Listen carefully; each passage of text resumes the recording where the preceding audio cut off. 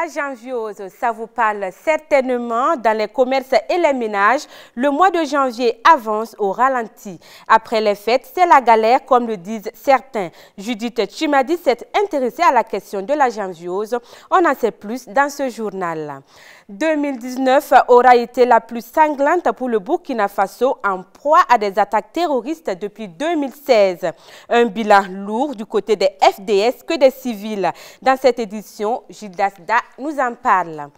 L'armée nationale libyenne a été prise d'assaut par surprise hier. La ville de Sirte, située au centre de la Libye, à quelques 250 km de Misrata.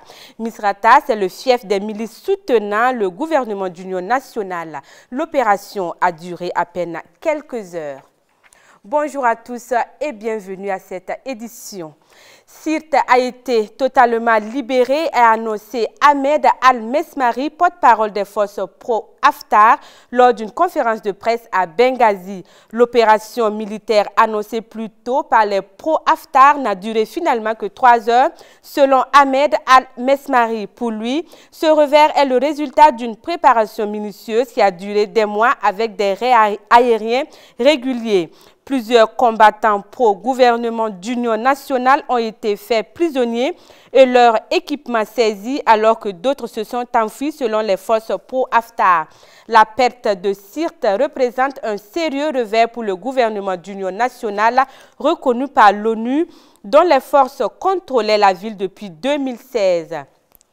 Cette opération éclair intervient après que la Turquie a annoncé son soutien militaire au gouvernement d'union nationale. Sitôt la ville de Sirte prise, le ministre de l'Intérieur du gouvernement provisoire, basé à l'Est, a nommé un directeur de la sécurité dans la ville. Il s'agit du général Lamine Mami.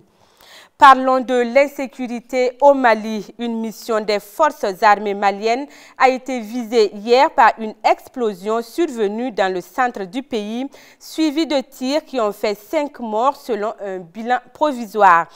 Les faits se sont produits à Alatona, une localité située entre Ségou et la frontière mauritanienne, selon le ministre chargé de la communication et porte-parole du gouvernement, Yaya Sangaré. Retour au Burkina Faso pour aborder aussi l'insécurité. Des dizaines d'attaques terroristes ont émaillé la tranquillité du Burkina Faso en 2019. L'année fut l'une des plus éprouvantes sur le plan sécuritaire. Les assauts répétés des terroristes ont mis à mal par moments la cohésion du pays. Subissant de façon répétée les coups de boutoir en début d'année, les FDS ont au fil du temps pris la mesure de l'ennemi. Une certaine montée en puissance de l'armée a marqué les derniers mois de 2019. Flashback sur une année sanglante ponctuée d'une lueur d'espoir dans ce récit de Gilles Dasda. 6 novembre 2019, les Burkinabés apprennent à Gaa la mort d'une quarantaine de civils dans une attaque terroriste. L'attaque djihadiste du convoi de la société minière Semafo sur l'axe Ougarou-Bungu choque de par son ampleur. Le président du Faso décrète alors 72 heures de deuil. La nébuleuse terroriste semble gagner du terrain au Faso. Quelques mois plus tôt, le détachement militaire de Koutougou subit une attaque d'une grande ampleur. Ce 19 août 2019, des terroristes de l'État islamique dans le Grand Sahel montent à l'assaut du camp. Le bilan, 24 militaires burkinabés tombés. Et Adama Diko, dit Garibou, principal chef des Burkinabés du groupe djihadiste, est tué lors des combats. Année difficile donc est 2019 au plan sécuritaire au Burkina, et Arbinda, ville martyre, en est une parfaite illustration. Dans la nuit du 4 avril, le cheikh Werem de Arbinda et 31 personnes sont assassinées. Les représailles s'organisent dès le lendemain, la communauté Peul est prise pour cible et les conflits communautaires font 30 morts. Pourtant, 2019 avait débuté par un conflit similaire. Le chef du village de Yirgou dans le centre-nord et des membres de sa famille succombent aux balles des terroristes. La suite, on la connaît. Les villageois crient vengeance et selon les chiffres officiels, 46 personnes sont tuées suite aux représailles. 210 morts selon le collectif contre la stigmatisation. C'est dans cette atmosphère délétère que le général Moïse Miningou arrive aux commandes de l'armée burkinabé. Le nouveau CMGA, dans une note de service, rappelle aux militaires qu'ils seront radiés en cas d'abandon de poste de combat en présence de l'ennemi, et ce, au regard du constat sur les théâtres des opérations à l'aube de l'année 2019. Coup sur coup, l'opération Otapoinou est lancée dans l'est et le centre-est du pays, suivie d'une autre opération coup de poing de l'armée dénommée Dofu, cette fois dans le nord. Entre-temps, l'état d'urgence est décrété dans 14 provinces. Il sera prolongé par 2 fois et court toujours. La situation va connaître une accalmie dans l'est avant la survenue de nouveaux troubles. La fin d'année va marquer une certaine montée en puissance des FDS. Le 24 décembre, le détachement militaire de Arbinda encore lui est attaqué par plus de 200 terroristes. 7 militaires et 35 civils sont tués, dont 31 femmes. Dans leur déroute, les djihadistes auront abattu de simples mères et ménagères dans leurs tâches quotidiennes. 80 terroristes sont tués et d'importants lots de matériel récupérés. Et le 31 décembre, le lieutenant René Woba, commandant de la brigade de gendarmerie de Djibo, tombe les armes à la main. L'expérimenté lieutenant Woba était à la veille de sa retraite. L'attaque de Djibo a fait une dizaine de morts côté terroriste. Du fait de ces attaques récurrentes, certaines chancelleries comme la France ou les USA déconseillent la destination Burkina Faso à leurs ressortissants.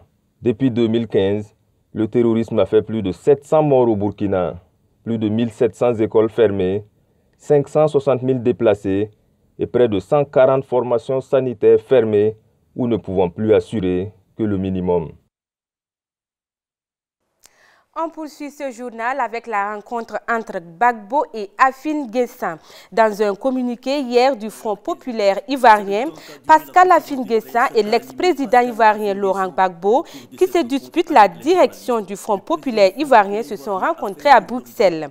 Les deux personnalités ont fait un large tour d'horizon relativement à l'actualité nationale et à la situation interne du FPI.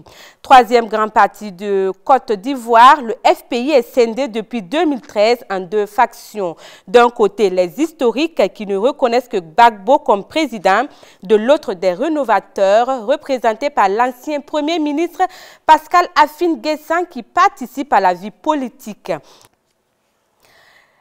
Qu'en est-il donc de la situation financière après les fêtes de fin d'année? Après la fête, c'est la galère. L'expression est actuellement en vogue au Burkina Faso. La janviose, synonyme de la vache maigre après fête, est là. Entre les réceptions à organiser et les sorties entre amis, les ménages se vident les poches. Certains peinent actuellement à joindre les deux bouts. Bachirou Sawadogo et Judith Chimadi nous en disent plus.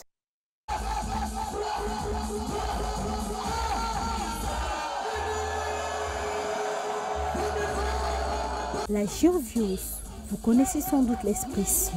Eh bien, c'est lorsque vous épuisez vos ressources financières en décembre et que vous vous retrouvez dépourvu en janvier. Si certains ont bien pu gérer leurs ressources pendant les fêtes et tirent aujourd'hui leur épingle du jeu, chez d'autres, par contre, c'est le seul refrain qui résonne. Après fête, c'est la défaite, comme on a l'habitude de dire. Donc, c'est un peu compliqué de pouvoir subvenir à nos petits besoins puisqu'on a un peu liquider ce qu'on a pour les fêtes.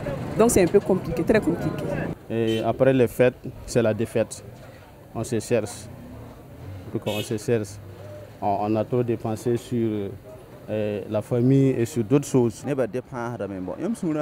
Je suis aussi concerné par la janviose. Après les fêtes, il n'y a pas d'argent.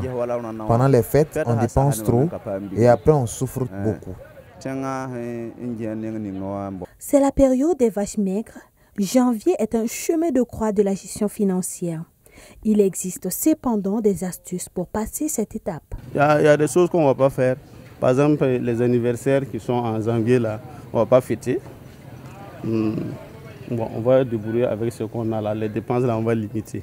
La fête de fin d'année, pour le faire et puis ne pas sentir la janvieuse, selon moi, comme c'est une fin d'année, ça se prépare. Mais comme il y a la rentrée aussi qui est là, il faut le faire selon ses moyens. Il ne faut pas forcer. Les gens ne sont pas vrais. En fait, les gens ils vivent parfois au-dessus de leurs moyens. Et puis, ils ne sont pas vraiment réels. Sinon, les janvier, on en a traversé.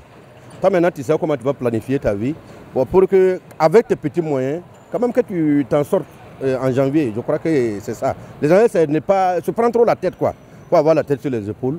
Bon, et puis tout marche. Ce qui est sûr, les charges financières demeurent et il faut savoir vivre en fonction de ses moyens. Hier, en Guinée, une nouvelle manifestation baptisée Marche de l'Ultimatum s'est déroulée sans incident contre le projet de réforme de la Constitution qui pourrait ouvrir la voie à un éventuel troisième mandat du président Alpha Condé. Pour la 7e fois depuis le début du mouvement à la mi-octobre, les rues de Conakry se sont colorées de rouge à l'appel du Front national de défense de la Constitution qui regroupe l'essentiel de la société civile et de l'opposition politique. Après bientôt 3 mois de contestation, les opposants au projet de nouvelle constitution, moins nombreux qu'aux premières heures, comptent changer de stratégie. Cette marche, disent-ils, sera la dernière du genre.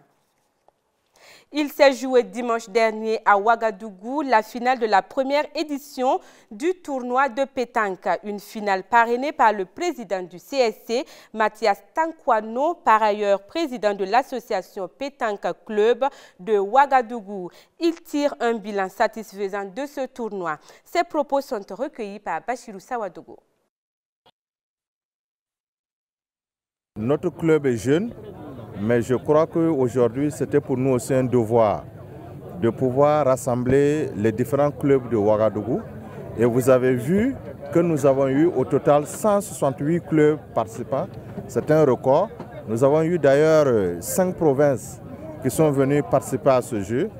C'est pour nous une occasion de rassembler les jeunes autour de ce sport loisir qu'est la pétanque. Et l'essentiel pour nous, c'est magnifier la cohésion entre les boulistes. Et c'était très important pour nous. Et vous savez que la famille bouliste a connu aussi des moments difficiles. Nous avons dit qu'il fallait taire nos divergences et rester ensemble, rester unis autour du président de la Fédération de pétanque. Et aussi pouvoir, en ce moment difficile, magnifier la cohésion sociale. Et c'est cela le motif essentiel de l'organisation de cette première édition. Nous sommes vraiment heureux de la mobilisation et de la population, de la mobilisation des boulistes et surtout nous sommes très heureux pour avoir vu la qualité du jeu que nous avons connu avec la victoire naturellement de l'AS Poste qui aujourd'hui est l'un des clubs phares de notre pays. Autre point pour refermer cette édition, ce week-end, la célèbre rappeuse américaine Cardi B a annoncé sur Twitter vouloir demander la nationalité nigériane. L'auteur du tube I Like It attend ainsi protester contre la politique étrangère du président américain Donald Trump, une annonce qui laisse perplexe. Très critique à l'écart de Donald Trump depuis plus d'1 an, sur les réseaux sociaux, la star étrille le président américain, notamment pour sa politique migratoire. C'est sans surprise que la chanteuse soutient la procédure de destitution en cours devant le Sénat à Washington. La chanteuse se fait même appeler Chioma, un prénom issu de la langue Igbo. Dans ses tweets du week-end dernier, Cardi B a également publié des clichés d'elle en tenue traditionnelle comme pour appuyer ses déclarations. La commission en charge de la diaspora assure que les portes du pays lui sont grandement ouvertes. Voilà, c'est ce qui met fin à cette édition. À demain pour d'autres actualités.